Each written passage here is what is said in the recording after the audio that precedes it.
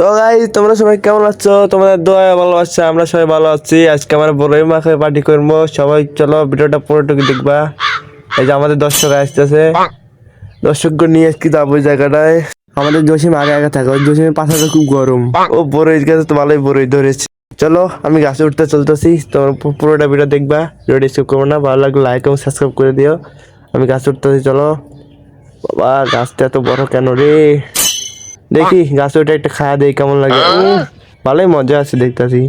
দেখি আমি নাম পড়বো, এখন নামতাছি। আমাদের ছেলেবেলারা বড়িগুলো টোকাচ্ছে, ভালোই তো টোকানো শেষ হয়ে গেছে। এটা আমরা সাথে যাবো, চলো ভিডিওটা দেখতে থাকো পুরোটুক। চলো যাওয়া যাক। কারণ আমরা রাস্তায় সাদের দিকে রওনা দিচ্ছি, সাথে দেখা হবে। এরপরে আমরা সাথে দেখা পড়ছি।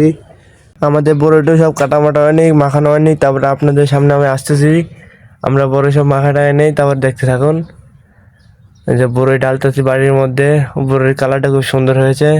দেখি ধনিয়া মশলা, কালো মশলা দিয়ে দেখ, লাল মশলা, লাল ও চিনি দিয়েছি।